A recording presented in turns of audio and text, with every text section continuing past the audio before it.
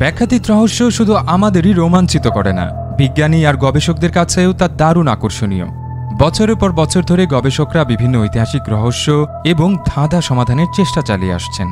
কিছু রহস্য যেমন উদ্ঘাটন করতে পেরেছেন তারা, তেমনি এখনও ইতিহাসের অনেক রহস্যময় ঘটনা ব্যাখ্যাতীতভাবেই রয়ে গেছে। শুধু প্রাচীন কিংবদন্তিই নয়, একবিংশ শতাব্দীতেও এমন অনেক রহস্যময় ঘটনা ঘটছে যেগুলো বিচলিত করে রেখেছে গবেষকদের। ফানি ফ্লো ক্রিয়েটিভসের এই পর্বে আপনাদের জানাবো এমনই কিছু রহস্যময় বস্তু সম্পর্কে এখনও বিজ্ঞান যার যথার্থ ব্যাখ্যা দাঁড় করাতে পারেনি।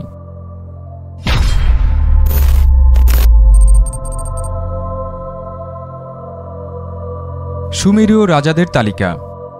প্রাচীন সুমেরীয় সভ্যতার অনেক তথ্যই এখন পর্যন্ত খুঁজে পাওয়া গেছে, যার অনেকগুলোই বিজ্ঞানীদের কাছে রহস্য হয়ে রয়েছে।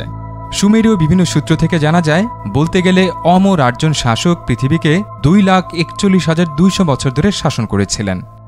ইরাকে খননকালে পাওয়া একটি রহস্যময় প্রত্নতাত্ত্বিক নিদর্শন, যা সুমেরীয় রাজাদের তালিকা নামে পরিচিত, তা থেকে জানা যায় প্রাচীনকাল থেকে ধারাবাহিকভাবে কোন কোন রাজা কত সাল পর্যন্ত শাসন করেছিলেন।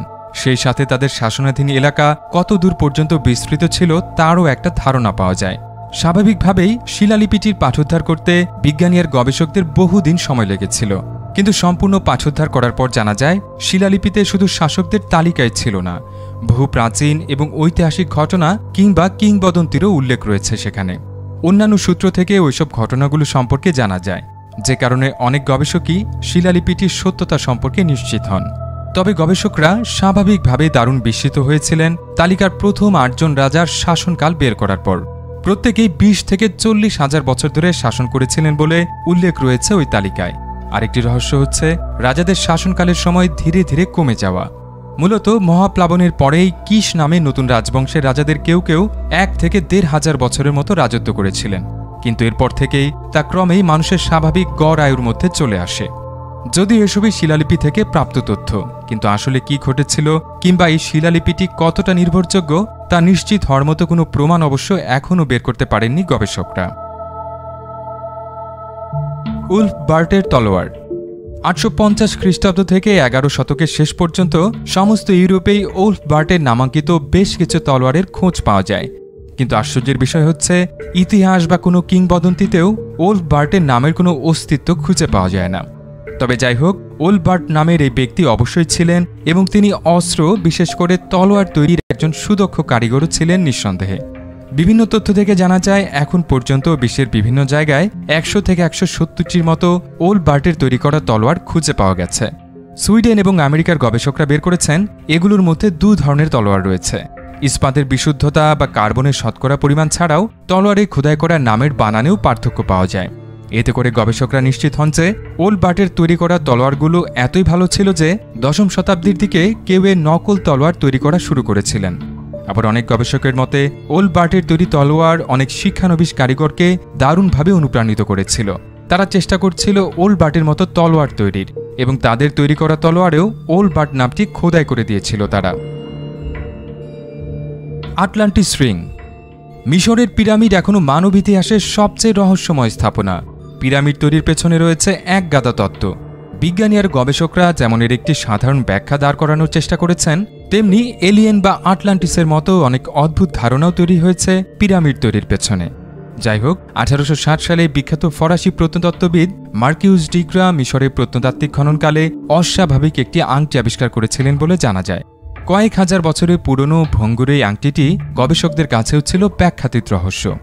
অনেক পরীক্ষা নিরীক্ষার পর বিজ্ঞানীরা ধারণা করেন যে অদ্ভুত ওই আংটি আটলান্টিস থেকেও মিশরে আসতে পারে, কারণ মিশরীয়দের সংস্কৃতি বা ইতিহাসের সাথে ওই আংটির কোনো যোগাযোগই ছিল না, এবং সেটার উল্লেখযোগ্য কিছু বৈশিষ্ট্য ছিল। আংটির গায়ে ছিল অদ্ভুত রকমের খোদাই করা। যাই হোক, পরবর্তীতে এই আংটির আদলে আরও কিছু আংটি তৈরি করা হয়েছিল, এবং কারো কারো মতে সেই আংটি পরে থাকলে নানা রকম বিপদ আপদ থেকেও রক্ষা পাওয়া যায়। এমনকি ব্রিটিশ প্রত্নতত্ত্ববিদ হাওয়ার্ড কার্টারও এটি বিশ্বাস করতেন বলে জানা যায়। কিছু প্রতিবেদনের ভিত্তিতে জানা যায় তিনি এই আংটির একটি নকল তৈরি করেছিলেন এবং সবসময় নিজের কাছেই রাখতেন। গুজব রয়েছে যে এই আংটি কার্টারকে তুতেনখামেনের মমির অভিশাপ থেকে রক্ষা করেছিল, যে অভিশাপে তার বেশিরভাগ সঙ্গী নানা দুর্ঘটনায় একে একে মৃত্যুবরণ করেছিল। শয়তানের বাইবেল। শয়তানের বাইবেলের আরেকটি নাম হচ্ছে কোডেক্স গিগাস, যার বাংলা করলে দাঁড়ায় দানবাকৃতির বই। এটি বিশ্বের বৃহত্তম মধ্যযুগীয় পাণ্ডুলিপি। ধারণা করা হয় ত্রয়োদশ শতাব্দীর প্রথম থেকে তৃতীয় ভাগের মধ্যে বোহেমিয়া, যা বর্তমান চেক প্রজাতন্ত্র নামে পরিচিত, সেখানকার বেনেডিক্ট পোডলাজাইসের আশ্রমে তৈরি করা হয়েছিল। পাণ্ডুলিপিটি মূলত বিখ্যাত এর আকার এবং পুরো পাতা জুড়ে আঁকা শয়তানের একটি অদ্ভুত চিত্রকর্মের জন্য। হয়তো মধ্যযুগের লোকেরা শয়তানের এই চিত্র দেখে ভয় পেত, তবে বর্তমানে চিত্রকর্মটিকে হাস্যকর মনে হতেও পারে। প্রায় ৭৫ কেজি ওজনের বইটি উঠাতে অন্তত 2 জন লোকের প্রয়োজন হয়। 310 পাতার এই বইটি তৈরি করতে 160টি পশুর চামড়া ব্যবহার করতে হয়েছে। জনশ্রুতি অনুযায়ী কোডেক্স গিগাস বইটি হারমেন দ্য রেকলুস নামে একজন সন্ন্যাসী লিখেছিলেন। আশ্রমে নিয়মভঙ্গের কারণে তাকে মৃত্যুদণ্ড দেয়া হয়েছিল এবং তাকে জীবন্ত অবস্থায় একটি ঘরের মধ্যে রেখে দেয়াল গেঁথে দেওয়া হয়েছিল। বাঁচার জন্য তিনি পণ করেন 1 রাতের মধ্যে তিনি এমন একটি বই লিখবেন যাতে মানবজাতির সব জ্ঞান লেখা থাকবে। মাঝরাতের দিকে তিনি বুঝতে পারেন তার একার পক্ষে সেটা শেষ করা সম্ভব নয়, যে কারণে তিনি শয়তানের সাথে তার আত্মার বিনিময়ে চুক্তি করেন বইটি শেষ করে দিতে। বইটি শেষ হলে কৃতজ্ঞতার চিহ্ন হিসেবে সেখানে শয়তানের একটি প্রতিকৃতিও এঁকে দেওয়া হয়। যাই হোক, বইটির হাতের লেখা আশ্চর্য রকমভাবে পরিষ্কার, নিখুঁত এবং অভিন্ন, যাতে মনে হতে পারে একজন ব্যক্তি অল্প সময়ের মধ্যে লিখেছিলেন পুরো বইটা। তবে বিজ্ঞানী আর গবেষকদের হিসেবে বইটিতে করা অলঙ্করণ এবং চিত্রকর্ম বাদ দিয়ে শুধু লেখার জন্যই কোনো বিরতি না দিয়ে অন্তত 20 বছর সময় লাগবে বইটি শেষ করতে। আর হাতের লেখার পরিবর্তন না করে কিভাবে এরকম বিশাল একটি বই লেখা সম্ভব হয়েছিল তাও রহস্য হয়ে আছে বিজ্ঞানীদের কাছে। বইটি লেখার উদ্দেশ্য অথবা কে বা কারা এটি লিখেছিল, এসব প্রশ্নের উত্তর জানার জন্য কয়েকশো বছর ধরে বিজ্ঞানী আর গবেষকরা অনুসন্ধান চালিয়ে আসছেন। কোহিনুর হীরা ইতিহাসের সবচেয়ে পুরনো এবং বিখ্যাত হীরার একটি কোহিনুর হীরা। 105.6 ক্যারেটের এই হীরাটির সাথে জড়িয়ে আছে অনেক কিংবদন্তিও। ঠিক কবে এবং কোথায় হীরাটি পাওয়া গিয়েছিল তার নিরেট কোনো ইতিহাস জানা যায় না। তবে গবেষকদের মতে ভারতের অন্ধ্রপ্রদেশের কোল্লুর খনি থেকে আহরণ করা হয়েছিল এই হীরাটি। 16শ শতাব্দী পর্যন্ত কোহিনুর মালওয়ার রাজাদের অধিকারে ছিল। পরবর্তীতে মুঘল সম্রাটদের মালিকানায় আসে এই হীরা এবং সম্রাট শাহজাহান তার ময়ূর সিংহাসনেও ব্যবহার করেছিলেন হীরাটি।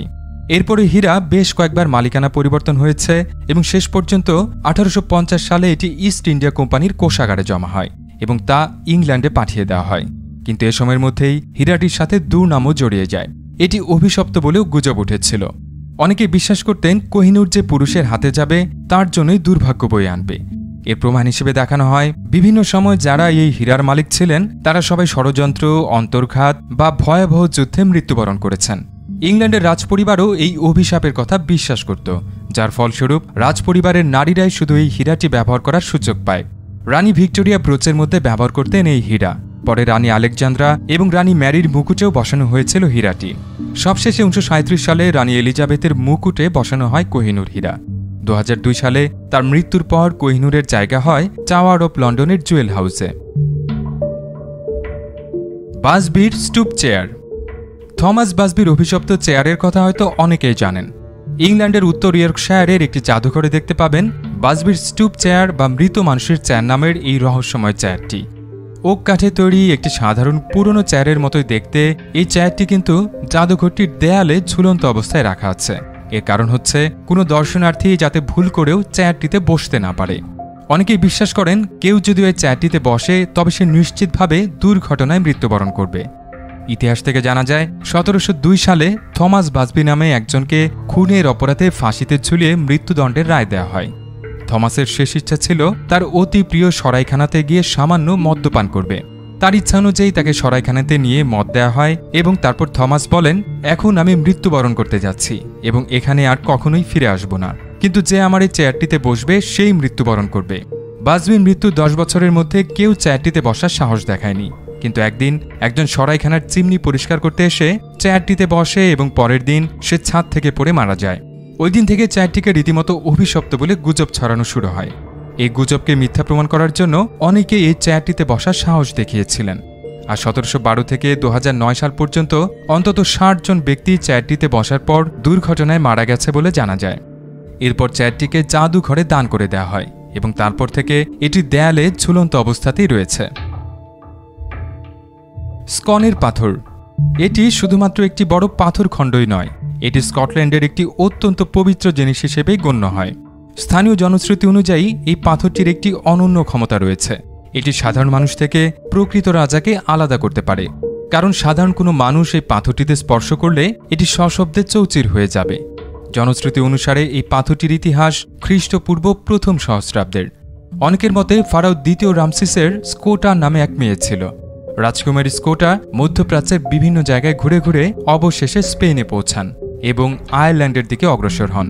শেষ পর্যন্ত তিনি আয়ারল্যান্ডের উত্তর উপকূলে পৌঁছান এবং বুঝতে পারেন তার যাত্রা শেষ হয়েছে। তার নাম অনুসারে জায়গাটা একসময় স্কটল্যান্ড নামে পরিচিতি পায়। অনেকে বিশ্বাস করেন ওই রাজকুমারী পাথরখণ্ডটিকে সাথে করে নিয়ে এসেছিলেন এবং পাথরটিও স্কন নামে পরিচিত হয়ে ওঠে। বিস্ময়কর বিষয় হচ্ছে, পরবর্তীতে এই পাথরের উপর বসেই স্কটল্যান্ডের সব রাজাদের অভিষেক হতো। পরে ইংল্যান্ডের রাজা এডওয়ার্ড লংশ্যাঙ্কস স্কনের পাথরটিকে ওয়েস্টমিনিস্টার অ্যাবেতে নিয়ে আসেন। সেখানে পাথরটিকে একটি কাঠের সিংহাসনের নিচে রাখা হয়েছিল, আর এই সিংহাসনের উপরে বসেই ইংল্যান্ডের রাজা রানীদের মুকুট পরানোর আনুষ্ঠানিকতা সম্পন্ন করা হতো। রানী দ্বিতীয় এলিজাবেথও ছিলেন এই তালিকায়। ইংরেজ রাজপরিবারও সম্ভবত পাথরটির আসল আর নকল রাজা যাচাই করার অবিশ্বাস্য ক্ষমতার কথা বিশ্বাস করত। শেষ পর্যন্ত 1996 সালে ব্রিটিশ সরকার পাথরটিকে স্কটল্যান্ডে ফেরত পাঠানোর সিদ্ধান্ত নেয়, কিন্তু শর্ত ছিল ইংল্যান্ডের রাজাদের অভিষেকের সময় তা ধার নেওয়া হবে।